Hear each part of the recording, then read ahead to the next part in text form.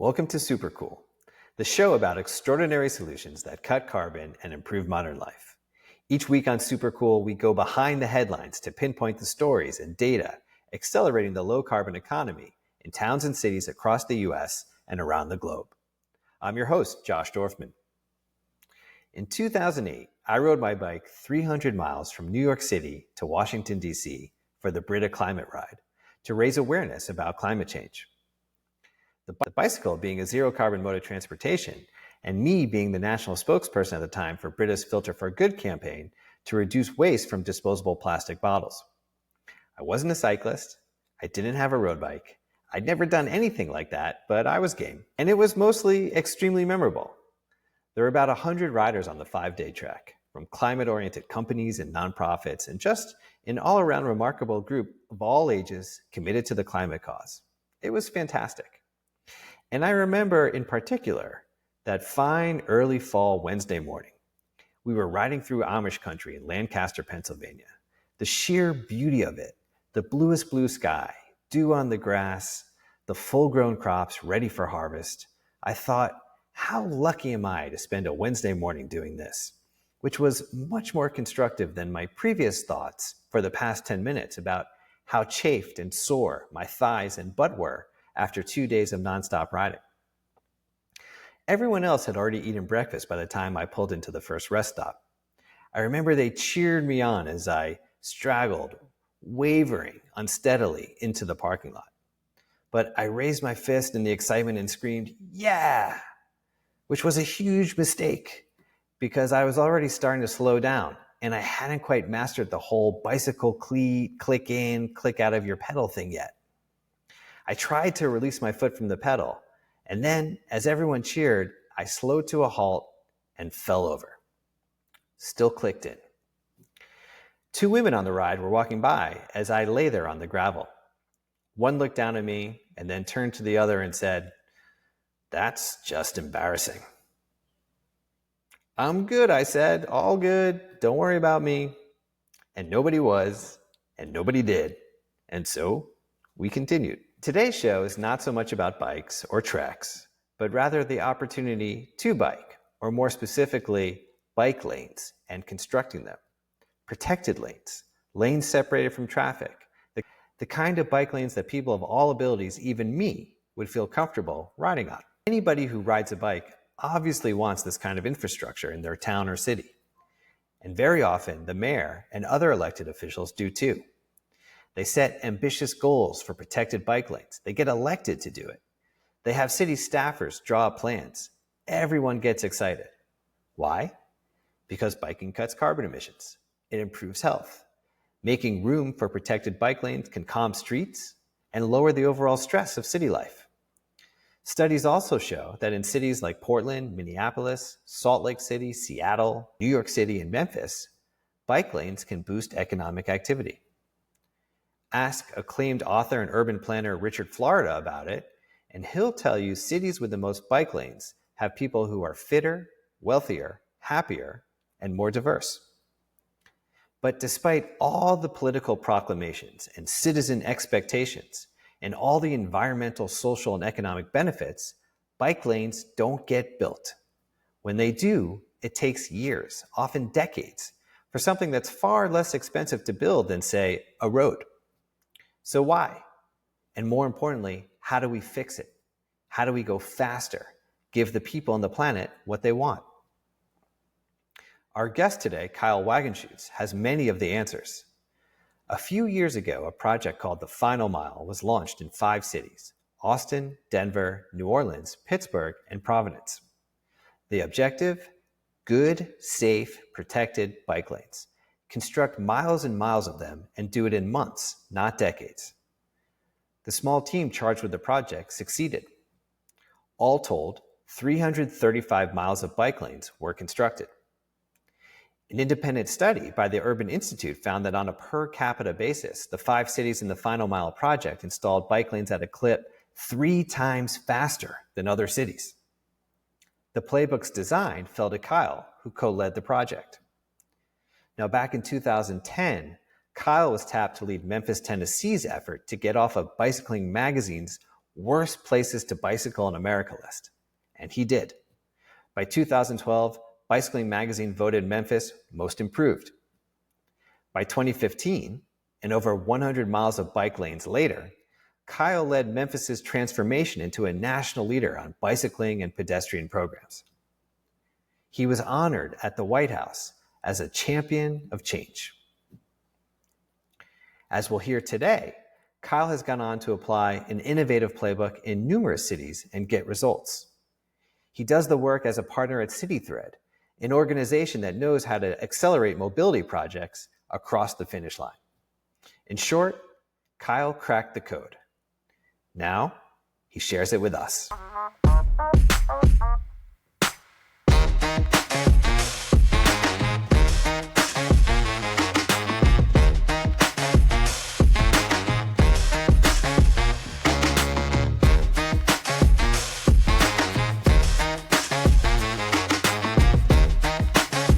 One of the things that I find really striking is how you came into a role with the city at a time when, I believe it was Bicycling Magazine, came out and said Memphis is either the worst or one of the worst places for cycling in the country.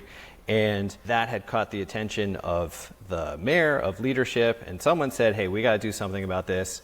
Kyle, you are our guy, fix it. So in 2010, I joined the city of Memphis to become the very first bicycle and pedestrian program manager there. And that's really on, a history of, as you mentioned, the city being named the worst city for cycling by Bicycling Magazine. Not once, but 2 years in a row.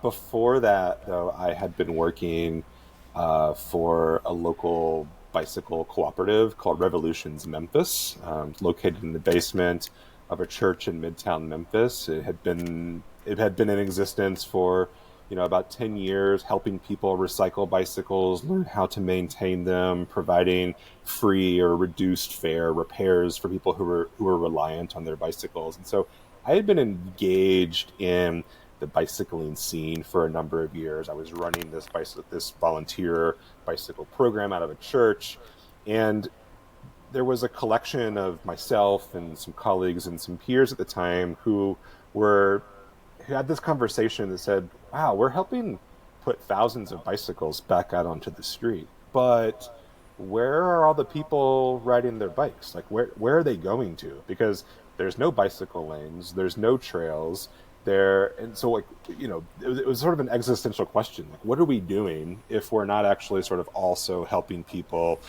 have safe places to ride bicycles? And so around the same period of time, brand new mayor comes in, A.C. Wharton Jr. He is elected, and he brings, as a part of his platform, a whole new sort of perspective on sustainability, which includes transportation sustainability. He's championing one of the very first sort of shared use trails that are coming in as a part of this. And he knows, as a part of becoming, the new mayor of Memphis at that time, that he needs someone inside City Hall to sort of lead this work for him. I just applied for the job, along with all of my friends who were also applying for the job, and I just happened to be the one to actually get it. And so what Mayor Wharton told me at the time was, he said, we didn't have a bicycle plan. There was no funding for the program. There's no precedent for what to do or not to do. I'm the first person to hold this role at the city. I'm just out of graduate school for urban planning. I've never worked in the profession before. I've played an engineer on TV. I've put my suit on and gone to City Hall before, but I've never sort of done any of this work. And he just tells me, he's like, I want you to have the freedom to design this program, do whatever you need to do. Let me know how I can help. He said, but my mission for you is to get off of this list. And so go and do your thing. And then I spent the next 6.5 years working on that. And in that moment, are you feeling, that's incredibly empowering. It's a huge kind of responsibility put on your shoulders as well. What was your mindset at that time?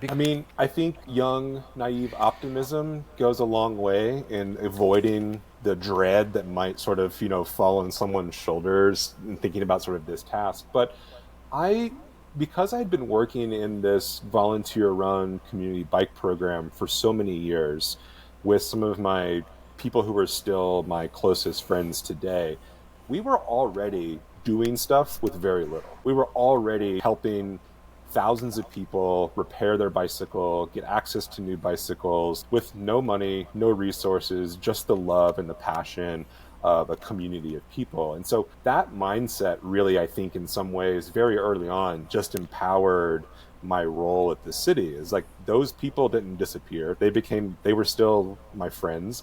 They were my partners in this thought exercise about what are we actually going to do? How are we going to do it? They became my community partners in a big way that supported this new understanding of how to get projects moving, how to, sort of get off of this worst city for cycling list. And so it was the power of the community and this spirit that we're already starting from nothing and we're doing great at it. So let's just keep going at it. So it was in some ways like a natural evolution of the work that was already happening. If I hadn't gotten the job at the city, maybe one of my friends would have, and it would have been the same circumstance. All that being said, also, Mayor Wharton, hired amazing people throughout his administration, people who empowered me to get things done, empowered me to understand how bureaucracy works, how to work with it, how to work around it. There was a whole spirit of newness and freshness that is really a testament to Mayor Wharton allowing sort of this spirit of innovation to flourish inside of City Hall. And I think I was just, I was one person who was along for the ride for that. Okay, well that makes sense to me. But by 2012, in very short order, you're off that list. And Bicycling Magazine now says Memphis is one of the most improved cities for bicycling infrastructure in America. So that's rapid change. And what we're going to get into on the show today is the lessons that you start to learn, the playbook you start to put together that then fast forward your ability to impact more cities, your ability to expand. And so by 2012, 60 miles of bicycle trails are in place, give or take. You're off the list, you're improving. What's starting to crystallize for you in terms of, these are the kinds of things that actually can move a city like Memphis? Maybe these kinds of things might move another city as well. Part of what aided that success was the simple fact that we had nothing.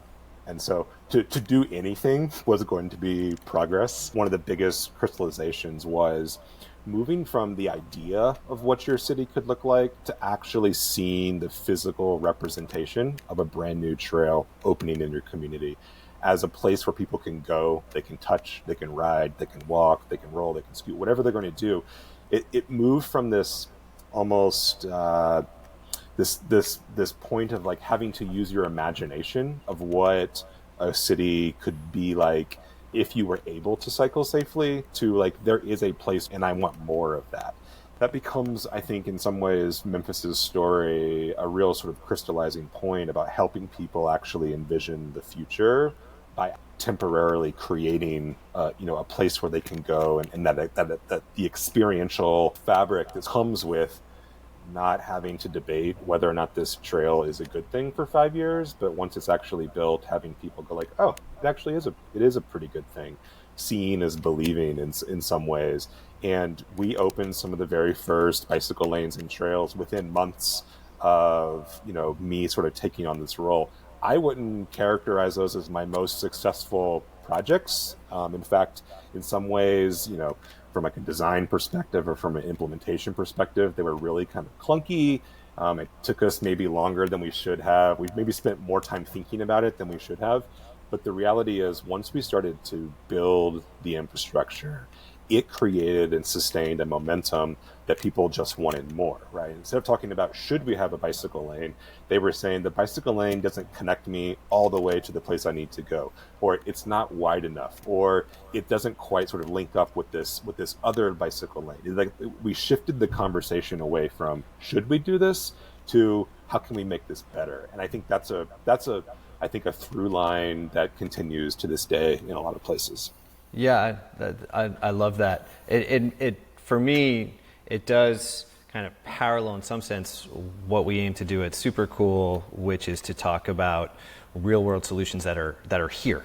Right? This is not a theoretical, one day this climate technology might do something great, but it's like, no, like This is the place with electric school buses, right? This is the place with great cycling infrastructure. And so that makes sense to me, making it tactile, right? Someone can actually see this and then say, okay, yeah, I like that. I want to get more of that. So you start to progress in Memphis. You lay this infrastructure in place. Are you at that point speaking with colleagues in other cities as well and trying to figure out, okay, what can we take? What can we pull into the Memphis experience? I want to skip 30 years of trial and error for bicycling and go straight to the top. And so the city actually applied to become a part of a national program, and we joined alongside Chicago, Austin, Texas, and a few other sort of like much larger cities that had invested significantly more in their bicycling infrastructure over decades. And Memphis was this little city amongst this cohort. It's like, wow, that's kind of interesting. They have some momentum. They don't have any real like successes to write about. But wouldn't it be really interesting if Memphis, alongside Washington, D.C., and New York City are doing the same kinds of things? New York City was developing the very first separated bicycle lanes on some of its streets, and other cities were attempting to follow suit, and we were right there with them. And I say we, but it was me. If I have to show up to city council meetings once a week, if I've got to lead dozens of public meetings about this work, let's not just put up a sign that says, share the road with bicycle lane. Let's actually make the infrastructure work now and in the future. Okay.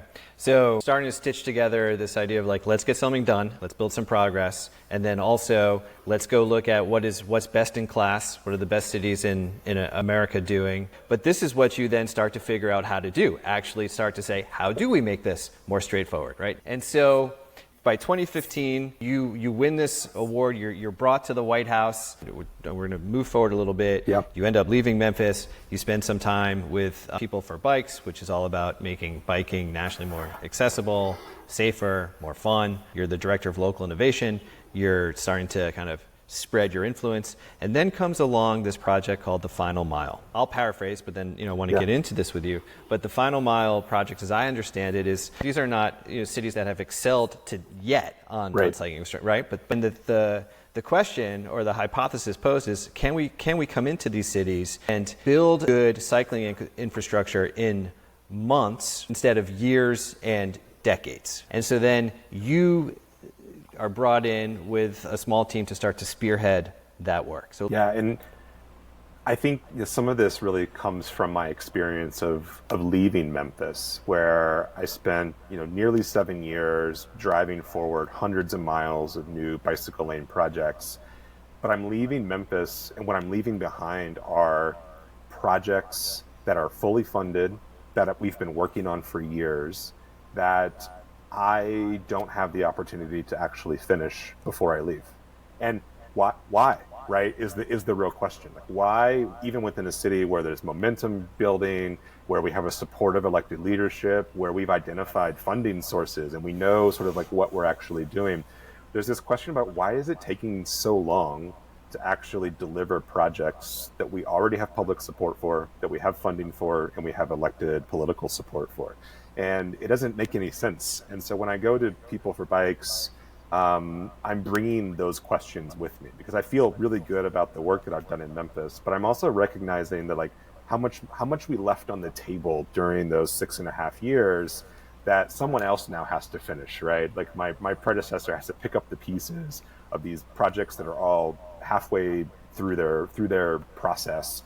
And we sort of begin over the course of time asking other cities, like, why are your projects taking so long? Where we're trying to assemble sort of like this, is there a common understanding of why cities are sort of failing to act with the urgency that they know they need to? And it's not just urgency around sort of, the global climate crisis. It's not just the urgency around affordable housing or, equity concerns that are sort of growing in cities at this time. It's also the urgency of, we have this moment in time where the political will and the public will and the funding are all aligned. How come we can't act in that moment to deliver this thing that already exists? Because that moment might disappear a month from now. It might disappear a year from now. If there's a mayoral change, if there's a change in the federal government, our funding might go away. And so we're asking cities these questions, and what we keep coming back to is that cities generally at this time have a really clear understanding of how to design great bike infrastructure. We mentioned like protected bicycle lanes. By this moment in time, the Federal Highway Administration has approved them. They have guidance out. City engineers across the country have been building hundreds of miles of them, over this quarter of time. It's no longer a new idea that we need to give people better infrastructure, but all of the technical assistance that still exists is still around, helping cities design a better piece of infrastructure. And cities are saying, we don't need that anymore. We get it. And what we find is that the commonality actually is that, city leaders sort of step out on these bold, ambitious platforms, and then almost immediately there's a group of people living in your city who will start to say like, well, we don't need that. That's a waste of money. Who will say, we have other priorities in our city.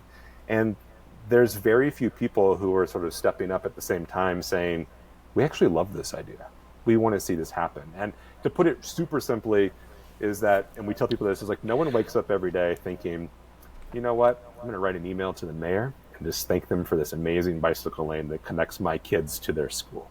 Like, there are 1,000 other things that people who like the bicycle lane are thinking about. Number one, getting their kids to school, right? Like just the act of getting a kid to school in the morning is enough to sort of to take over sort of like any kind of mild appreciation for the way that you actually get there. But unfortunately, there are people who wake up every day looking for opportunities to criticize the city. And they tend to dominate social media. They tend to dominate local media platforms. They tend to become a really loud voice at city council meetings. And it's hard for leaders to sustain the kind of support that they need for these big, massive changes. And so we asked a couple of cities and ultimately selected 5. And we said, hey, if we can solve some of these challenges that are not how do you build a project, how do you design a project, almost like if we clear the runway of having opposition, it's still going to exist, but if we can actually build a base of support around this work that makes you feel really good about bold, ambitious goals every single day, can you go do the bold, ambitious goal, right? If we can sort of like clear this runway for you, can you go do it? And we asked 5 cities and 5 mayors said, yeah. And so we sort of set out with this idea that like, we're not exactly sure how to actually do this or what we will do, but we're all sort of going to work together collaboratively to try to figure it out. And that's what the final mile was. Oh, that's fantastic.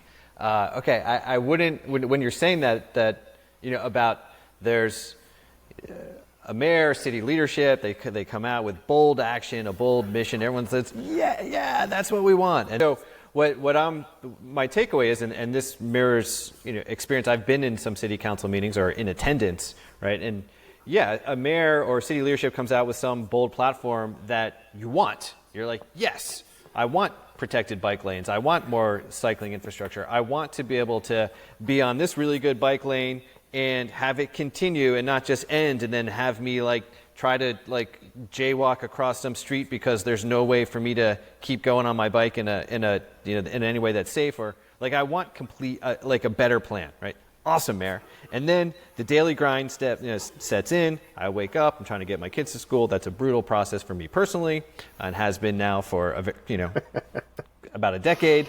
Yep. And then I lose track, right? But suddenly, like the critics, yes, come out and they start, showing up and saying, "Oh, we don't need this. This is for a whole million reasons," right? Like people are complaining, and then it's hard for leadership to sustain the things that the silent majority, great majority, actually believes is just happening, right? Because they said they were going to do it, and yet things may start to grind to a halt or slow down. And so you guys say, "Hey, you know what? We think we got an idea here that maybe this is the lever, maybe this is the piece that if we can clear," I like how you say that, if we clear the runway, right? Maybe this just might be the thing that actually accelerates what everybody wants, and you, Mayor, and your constituents are actually going to get what everyone's hoping and expecting is going to happen. Yeah, and people will be happy, and people will be happy about it. Right. So one of the very first things that we do when we're before we even approach any of the cities during this process, is we want to find out, is the silent majority actually a silent majority? So we team up with some national polling audience research firms. We do national polling around people's interest in having more robust transportation networks. Do they support building bicycle lanes, even if it means fewer driving lanes, even if it means they can't park in front of their house or their business? We survey people in focus groups during the same period of time. We're looking at sort of trying to understand, like, do we even have an idea here? And we find that 70% of Americans say that they support building out complete, safe bicycle networks. And I mean, that's a great starting place. And even when we beat them up with these questions of sort of doomsday traffic scenarios, right? Like, will you support this even if you can't park in front of your house? Well, we lose a little bit of support through that, but we're still way above 50%. And as we have continued to do this work, since that period of time, we continue to find that level of support is really, really high. The trick is that the support is a little bit soft. And so if we're talking about like your commute to work might take a little bit longer, if we start talking about, some of the like construction delays, construction is going to be messy. It's going to take a year. It's just going to look really bad outside of your house. We might have to use, materials that you don't love to look at every single day. That's where sort of like over time, the support can erode. And so our idea is if you act with acceleration, if you act with speed to match the urgency of this moment of support that we have, we can actually really quickly move past this period of time where people get a little bit tired of what's happening. They get a little tired of the delays. They get a little tired of the construction. And so we're sort of like trying to convince city leaders that there is an opportunity to do this. People do support it, but it's based on your ability to deliver projects quickly. That's as much of a billboard as it is us paying to have a billboard put up. Orange traffic cones are free advertising that cities put up every single day. And they're not usually a positive communication method for folks. And so we don't just have this idea. We're utilizing research and data to back up this idea. And then we're conducting the same research in every single city and feeding that information back to the city leaders. And in a place like Austin and Pittsburgh and Providence and New Orleans and Denver during this time, we're finding record levels of support for building safe, connected bicycle networks. People understand intrinsically the value of being able to move around and having a choice about whether they drive a car or not. I'd say the other thing, Josh, the other thing of this here is that we began rethinking who our target audience was for this kind of communication and this kind of work.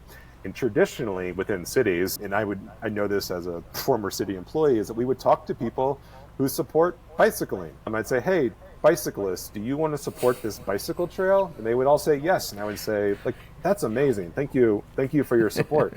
And when I needed people to show up to city council, I would call the bicyclist up and I would say, hey, can you come to city council and tell the city council members who don't bicycle why bicycling is good for people who already bicycle? Just to sort of say like what we discovered, and this makes total sense now, but what wasn't really obvious is that our audience actually has to be people who wake up every day, choose to drive a car, and are never going to make another choice. Because those are the majority of people living in American cities, and those are the people who, as the majority, hold the most public sway in terms of the conversation actually happening here. And so we make this a total shift in our strategic communications and our outreach, is that we're not trying to convince people to get out of their cars. We're not talking to people who are already out of their cars. We're talking to people who are in their cars, plan to stay there, because we need them to support this infrastructure more than we need other people to do so. Okay, so one thought and then a question. So when you talk about, you do the research comes back overwhelmingly that says, yeah, this is what people living in cities want. They want more cycling infrastructure. They want completed networks that are protected, that make it safe to get from one place to the next, no matter my age, my income, where I live in that city. I can get into this network of cycling and trails and get to where I want to go. So you get that research. That reminds me, and then you go to the mayor or you go to the leadership and you're like, you have a moment, but you got to act right now because now's the time.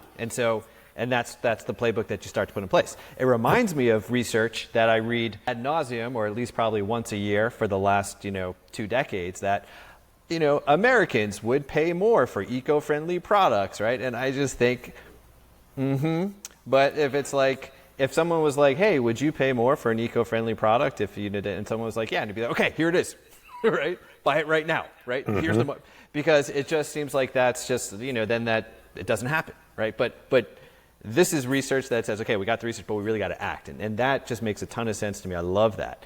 We have all these people, most people in cities drive cars. I think one of your key insights is saying, we don't need to convince those who are already convinced, right, that like this is good.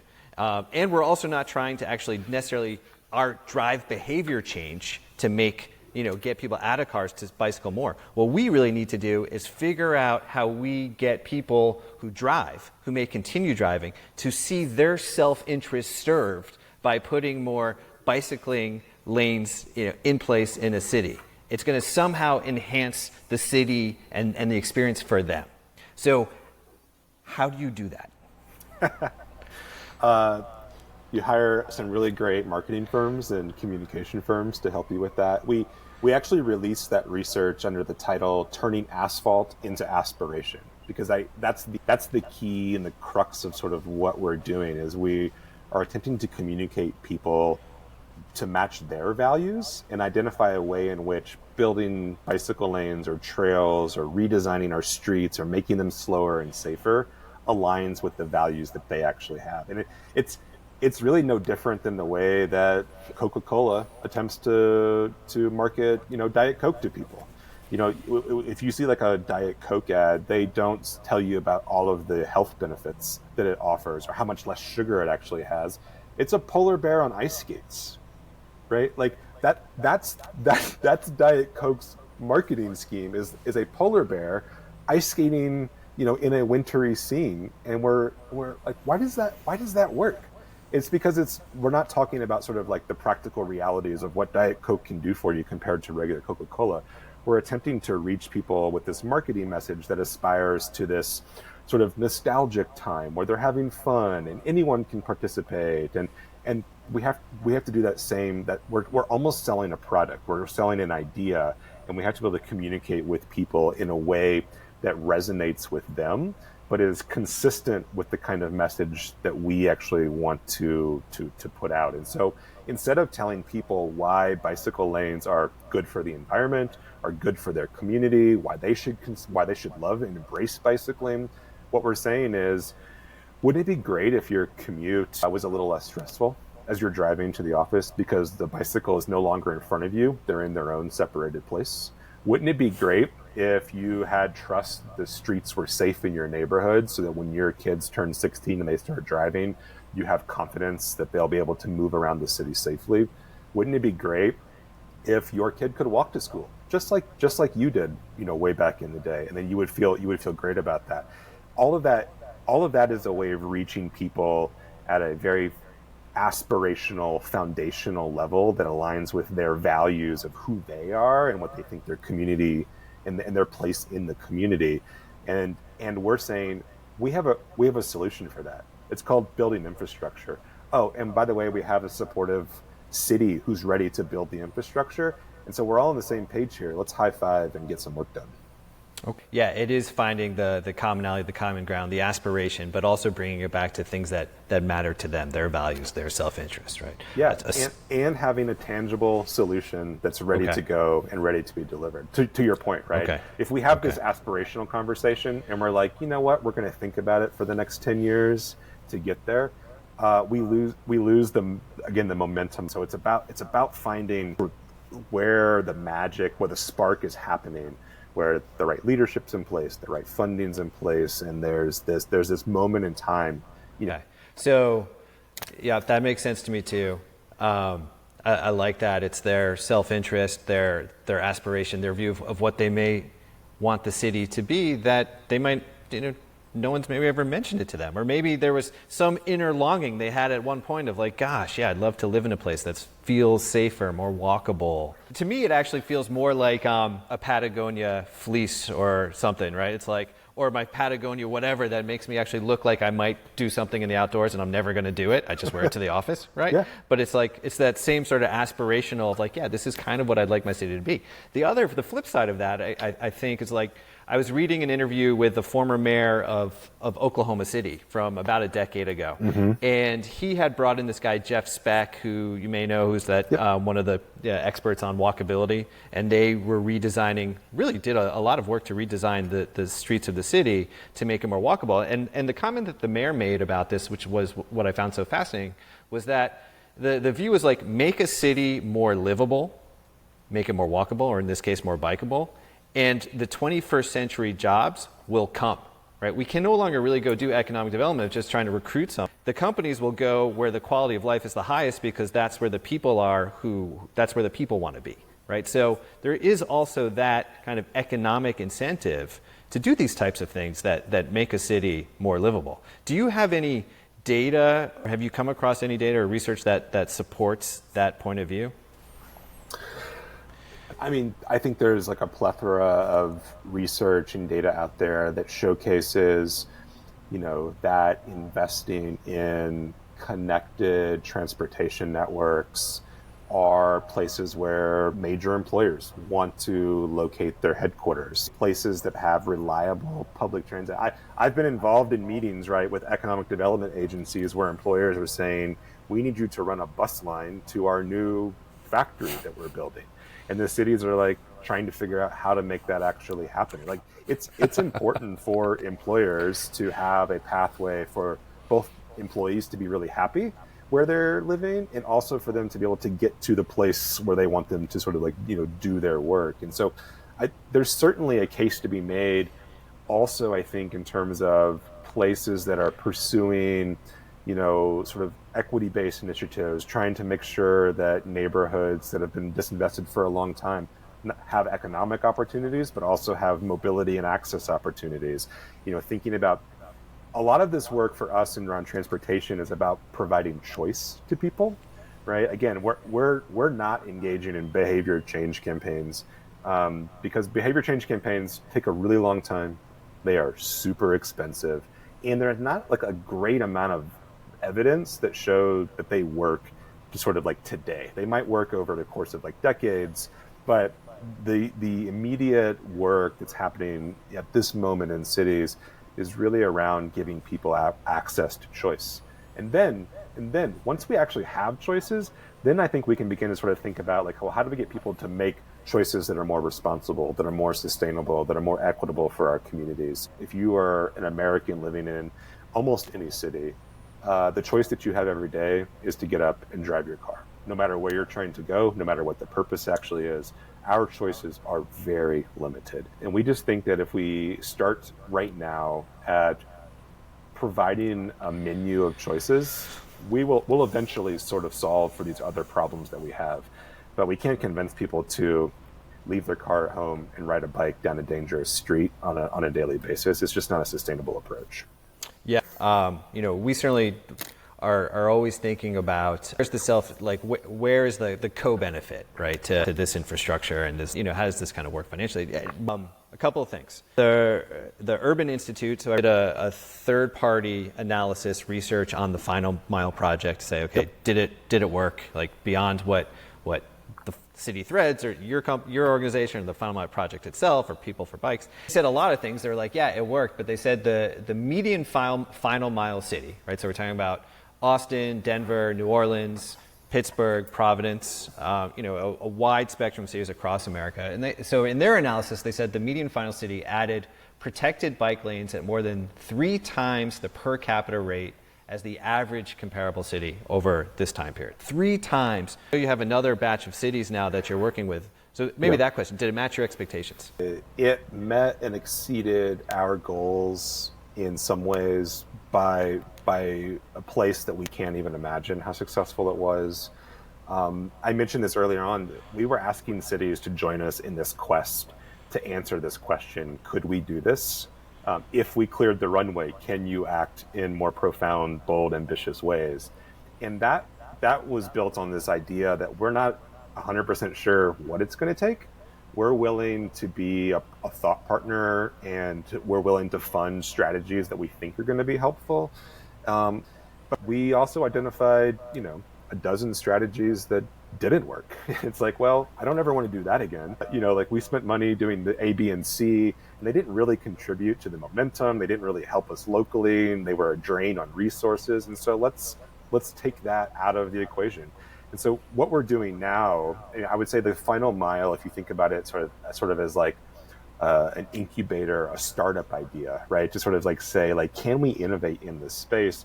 What we're doing now is we've taken all of those lessons, the review by the Urban Institute, the review by other peers, feedback from our cities that we worked in, is that CityThread has developed the Accelerated Mobility Playbook. That is the distillation of this new strategy where we've eliminated some of the things that we know aren't going to be helpful. We've added in some new areas that we thought were sort of missing in the earlier stages of this. And now we're working with 15 cities across the US who are all trying to supercharge building out their mobility networks.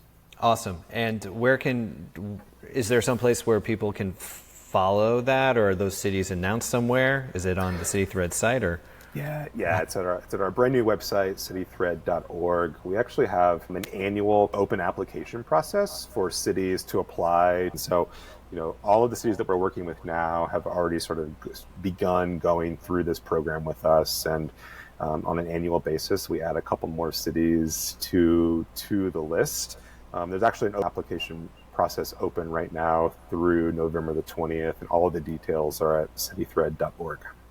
We're talking about the benefits of this, putting this infrastructure in place, a complete bicycle plan, streets that connect, bicycle paths that connect, trails that get you even potentially more into nature. One of the things I came across, or some data I came across, and I think it also is from the Urban Institute, shows that, I guess this is on average in a city, 39% of the people who commute by bike are lower income.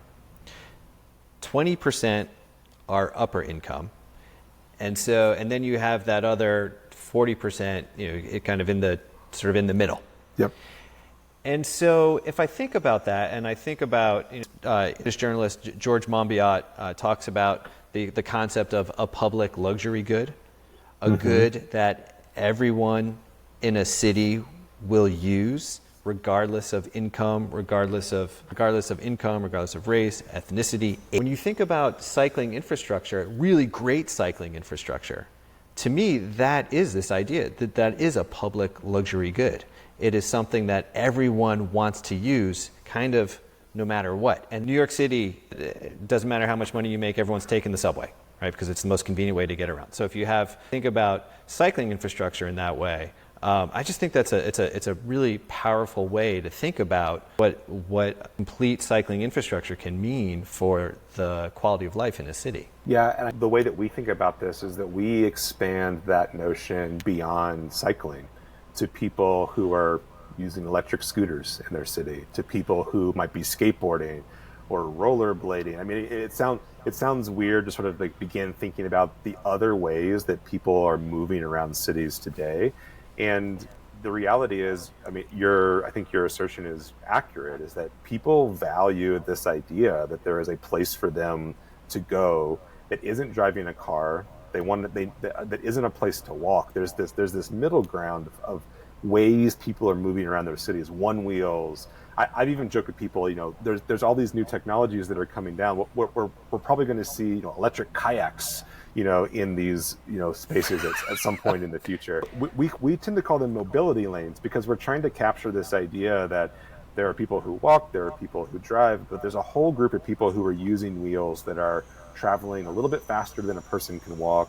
Even people who who are using wheelchairs or other mobility devices need smooth, flat places to sort of move around their cities more easily. And so if you expand it to sort of include this whole group of people and these users and the types of vehicles that they're using, you say to yourself, like, these folks already exist within our communities. We actually don't have to create many of them. We just have to give them an actual place to be. And beyond that, the other thing that our research showed to us is that what motivates people most about the transportation choice that they make is not their concern for the environment. It is not It is not a concern about their community and what a progressive, developed sort of city looks like. It's not even safety. The number one reason that people make the transportation choices that they make today is because they want to retain individual control over their schedule. They just want to know that, look, they want to walk out their door at the moment that they want to walk out their door and get to the place where they're going to in the time that they think it should actually take for them to get there. It's not based on reality. It's really based on individual perception. And today, the car gives me the most amount of control that I can actually have. And so this is also about, understanding that public transit, riding a bicycle, walking, using your scooter or your future street kayak, those all require an individual to give up a little bit of control. If I'm taking the bus, for instance, I'm on someone else's schedule. I have to get on at a location that someone else has chosen. And so the more that we can increase the reliability of public transit, the more that we can increase the access to bus stops, to bicycle lanes, to trails, we're actually returning some of this control back into the hands of people living in our cities. And that's how we induce this behavior change, right? It's not just by building the infrastructure and saying, if we build it, people will start using it. What we're actually doing is we're instigating behavior change by giving people the choice that they actually want. And that's really centered around their schedule and not around sort of, how nice a facility gets built or how timely it actually is. Gosh, I love that. I'm trying to imagine a city or a planning department or someone that has their key performance indicator, right? They're like, how do we, qualitatively or quantitatively measure? Are we giving our residents more control over their commute, right? Like we're putting in more buses, we're speeding up the dedicated bus lanes or more, bus stops. Does that give them more control, right? If it was all about like this is because this is the motivator, right? Are we hitting more control for our residents and to try and get the outcomes that we all want in terms of public transit or reduced carbon emissions, et cetera, et cetera? That is a really powerful idea. There are cities, of course, around the globe. Ones we know the most about in terms of cycling infrastructure are in Europe. We can look at Copenhagen, we can look at Amsterdam, we can look at more advanced, smaller towns and cities in Belgium and elsewhere. They're doing incredible things around cycling. One of the concepts that jumped out at me in those cities, just doing a bit of research, is the idea that those cities build cycling infrastructure in advance of demand. So so there is, in some sense, like we're going to build this because we know the demand is going to catch up. Now we also know that if you build if you expand a highway and you build another lane for automobiles because your planning department or the engineers say, gosh, like there's too much traffic here, well, the cars are going to show up too. Like the people will start moving further out and then you'll just get more cars. But these cities have enough will, right? Enough support to say, hey, we're going to go build that infrastructure because we know the demand will come for cycling. And one of the things in the work that you do that seems so critical in terms of sustaining support is sustaining support across time, across potential administration changes, right? One mayor may leave, another may come in, something may happen on the broader national political landscape. One party comes in, one party goes out. What in your playbook accounts for that ongoing, sustained support for promoting and advancing this type of infrastructure? Yeah, you were mentioning sort of cities around the world that are doing amazing work, and it reminds me that a real inspiration for us at developing the Final Mile was the story of Sevilla, Spain, in southern Spain. And in the mid 2000s, they had that special moment that I talked about, right? The right amount of elected leadership, the right kind of funding, the right sort of plan at that moment. And the leaders there faced a ton of public pushback about this idea of building a cycling network. But they moved forward. They were bold, ambitious, and they built their entire cycling network in just 2 years. They just laid it all out. They said, we're going to build it all. Construction is going to be terribly messy. People are going to be upset. We're just going to push forward. We're just going to do it. And that then turned into them again, shifted their public conversation about should we be building a bicycle network here in Sevilla where no one's bicycling today, there are no bike trails today, to a conversation of like, we love the cycling network, it's just not big enough and it doesn't connect me to the places I need to go, and some of the pavement needs to be fixed. Like they shifted that public conversation from questioning should we be doing this to how can we make it better. And that in some ways is really our pitch to cities. Again, if we're going to go through all this effort, if we're going to like do audience research, if we're going to build a communications campaign, if we're going to be knocking on doors and getting people to show up at your public meetings, if we're going to encourage them to show up and be an active participant in this process, we've got to make it worth everyone's while. And if we're just going to build 1 mile of trail as a result of that, people are not going to show up for the next one. So we've got to act at scale. And that's really what we're sort of thinking about, is not just how fast can we move, but how much can we actually get done in a short period of time. And if you move at scale, what happens is people don't get the opportunity to question every little detail and every little project and every little thing. They don't get to sort of chip away at how effective it is. They might chip away at 1 or 2, but like in the case of Austin, we built 115 miles of bike lanes in only 24 months in Austin. And 90% of those projects came through exactly as they were intended. Super high quality, super safe. The outcomes there were exactly as predicted. Whereas I can remember my time working in Memphis, where I would go out to lead a project and I would have to make considerations for people who weren't quite sure that this project was the right project for this place. And maybe they wanted to stop the bike lane a little bit early, or they didn't want it at this spot. We would make all of these concessions along the way to try to make everyone happy.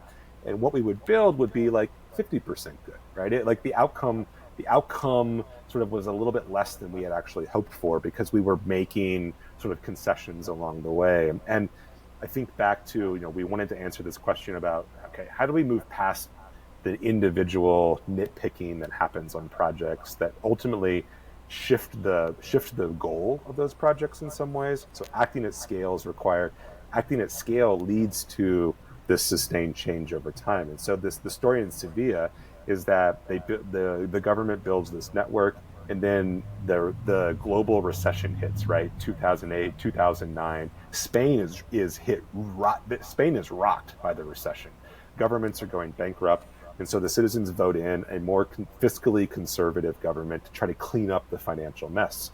They make no investments in the cycling network for 4 years during their entire power. But what they don't do is they don't rip out any of the cycling lanes, because people are using them, because people like them. People are demanding that they fix them and that they expand them and they make them more robust. And so by the time that this fiscal sort of government leaves office and they re-elect sort of a new government, they're charged with this mandate of expanding the cycling network. And at no point in this period of time, we've gone from almost nothing to this really robust network. At no point in time is anyone saying, we've got to rip this out. It was a government boondoggle. They're saying, we need to double down on the investment for this. And so over the course of multiple administrations, the story of Sevilla tells us that if we can act at a scale big enough to capture some momentum, that you can sustain that momentum even when you don't have the most favorable conditions. And so the real trick here is just make enough progress and plant your flags firmly enough that you have sort of, you've inched forward, and you wait for the next moment in time, and then you inch forward again. Kyle, thank you very much for coming on the show. Yeah, it's been a real pleasure. I appreciate the opportunity to dive deep on some of this. That's our show for today. A quick note on the way out. For listeners in cities interested in CityThread's current open grant application period for its latest technical assistance grant, applications are being accepted until November 24th. An informational webinar is being held on October 10th. All the details are at citythread.org. See you next time.